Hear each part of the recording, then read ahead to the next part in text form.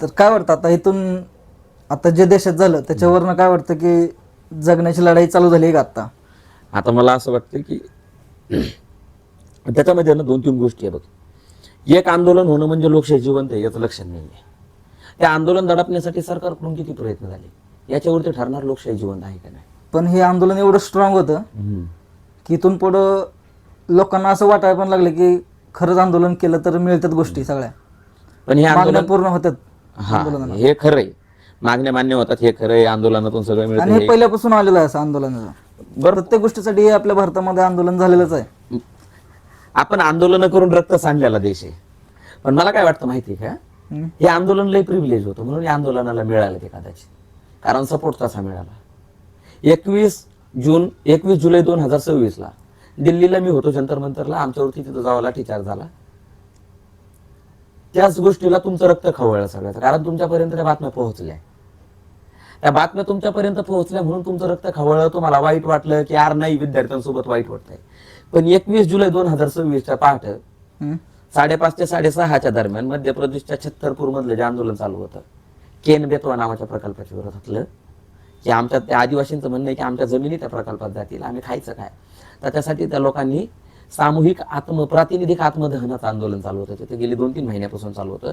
आता फायनली ते उपोषणाला बसले होते. सकाळी 5:30 ते 6:30च्या दरम्यान मध्य प्रदेश पोलिसांनी कारवाई करून ते अख्खं आंदोलन उधळून लावलं. आमच्यावरती पडलेल्या काठ्यांचं सगळ्या देशाला वाईट वाटलं. ही लोक उचलून नेलेली अजून ते कुठे आहेत कुणाला खबर बी नाही. डिटेन केली की नेऊन जंगलात गाडली. या गोष्टी लोकांपर्यंत का पोहोचत नाहीत? कारण आदिवासींकडे प्रसार माध्यमांची साधनं नाहीये. लय लोकांकडे लय बऱ्याच चॅनलवरती ती डॉक्युमेंटरी आली, बऱ्याच चॅनलवरती त्याच्या न्यूज कव्हरेज आहे. पण काय ना, ही स्किन कलर डिपेंड करतो की तुमचं मॅटर किती पर्यंत जाणार आहे. तुमच्या गोऱ्या चमडीवरती मारलेल्या काठीचा जर वळ 2 दिवस जाणार नसेल तर तुमचं मॅटर संसदेत उठतं. पण तुमच्या काळ्या रगड शेतात काम करून काळवंडलेल्या रगड झालेल्या त्वचेवरती चापकाचे जरी फटके मारले कोणाला फरक पडतो. हा देश कधीच गरिबांचा नव्हता. म्हणजे अजून भेदभाव आहेच. भेदभाव का नाहीये? भेदभाव का नाहीये?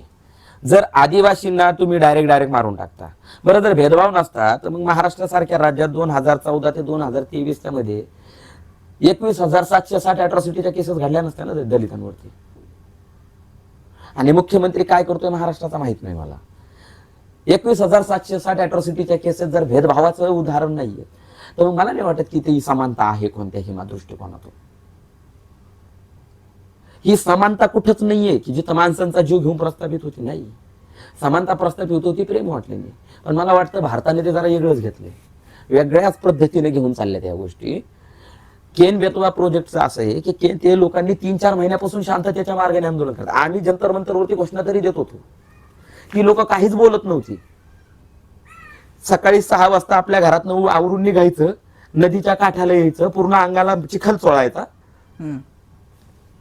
प्रतिनिधित्व होतं जमिनीचं, जंगलातल्या नदीत बसायचं, जंगलाचं प्रतिनिधित्व, आणि पाण्यात बसायचं, जलाचं प्रतिनिधित्व करत.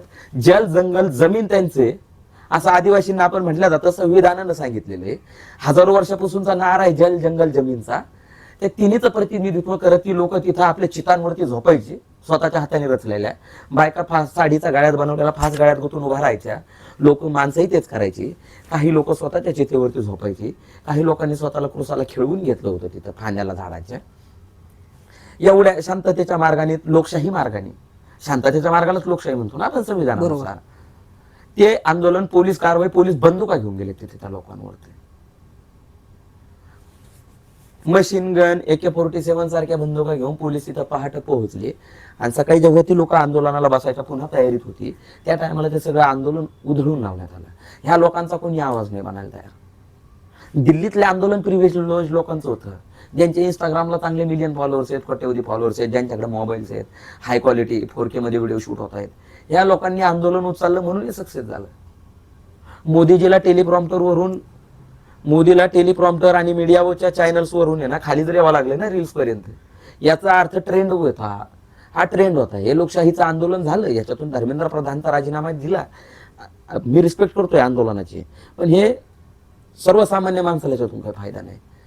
कारण मोशीच्या डम्पिंग ग्राउंड मध्ये बिल्डिंग खाली दबून मेलेल्या माणसाचं पोरग नीटची परीक्षा देत नव्हतं. शिक्षण व्यवस्था खराब आहे, झेडपीच्या शाळांची सगळ्यात जास्त खराब आहे. शिक्षण मंत्र्यांनी फक्त पेपर लीक नाही थांबवावे, तर आमच्या झेडपीच्या गाळणाऱ्या शाळांच्या बी पत्र्यांचं जरा बघावं. आता बऱ्याच शाळा बंद केल्या सरकारनं. 18,000 महाराष्ट्रातल्या शाळा बंद झाल्या. जे भारतातल्या आकडेवर आहे ह्याच्या मागचं कारण काय की एवढ्या शाळा बंद झाल्यात? एक रिपोर्ट आहे त्याचं मला आता नाव त्याच्यासाठी आठवत नाही. जबाबदार कोण आहे?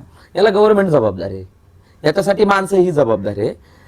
प्रत्येक माणसाला वाटतं की माझी लेकरं चांगल्या शाळेत शिकावीत, चांगल्या शाळेत प्रायव्हेट एज्युकेशन भेटावं, आणि त्याचमुळं 86,000 विद्यार्थी सरकारी 86 लाख विद्यार्थी सरकारी शाळातले कमी झाले आणि प्रायव्हेटचे वाढले. त्याच्यामुळे जवळपास 28 ते 30 लाख शाळा 28 ते 30,000 शाळा बंद पडल्या. आपणही कुठं ना कुठं जबाबदारी आहे, याच्यात नैतिक जबाबदारी म्हणून आपलंही काहीतरी देणं लागतं. त्याच्या मागं कारण असं वाटत नाही का की तिथल्या शाळा खराब आहेत किंवा तिथं शिक्षण कमी मिळतंय, म्हणूनच तर मायबापाला वाटतं ना की प्रायव्हेट एज्युकेशन. म्हणून पालकांना वाटत असेल की आपली मुलं चांगल्या शाळेत शिकावी. पण ह्याला जबाबदार कुठं ना कुठं सरकार आहेच. याला हे बघ शेवटी फिरून तिथंच येणार आहे.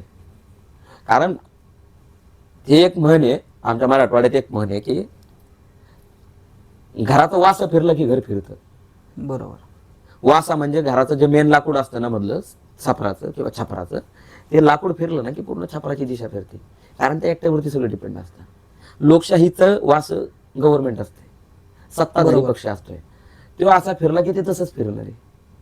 मग तुम्ही उजवीकडे जा नाही तर डावीकडे जा, सरकार कुणाचं येऊ, माणसांचं यायला पाहिजे, जाती धर्मांच्या ठेकेदारांचं नाही.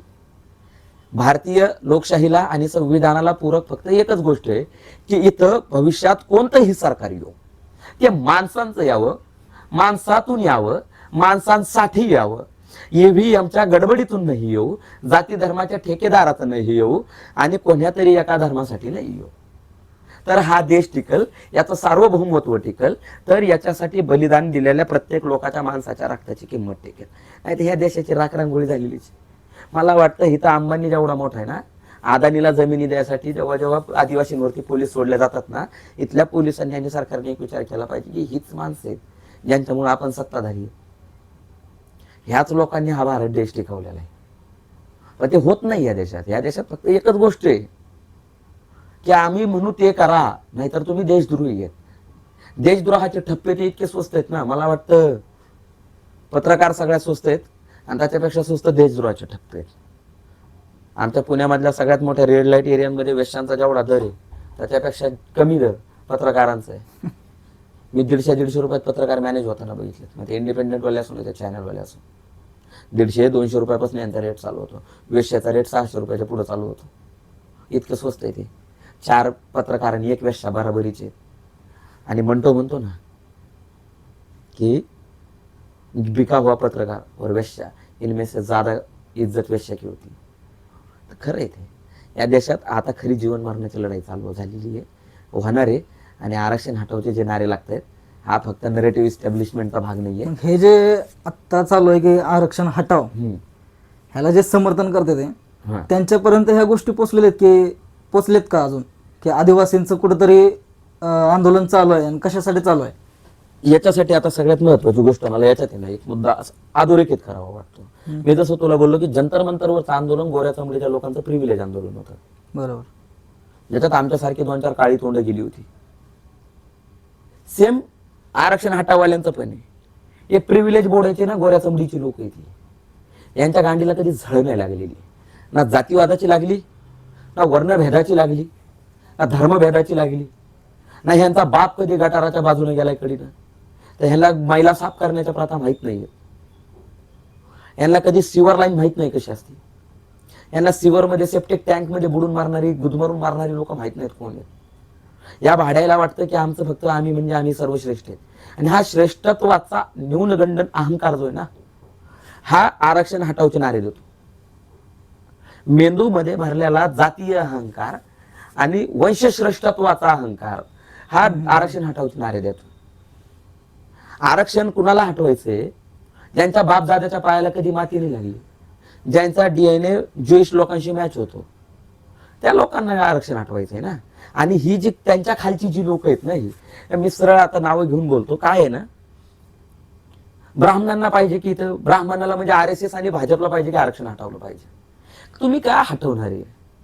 लास्ट एक्सटेन्शन 25 जानेवारी 2030 ला संपतंय. 29 ला जर भाजपने कंटिन्यू केलं सरकार, आरक्षण तसंही राहणार नाहीये.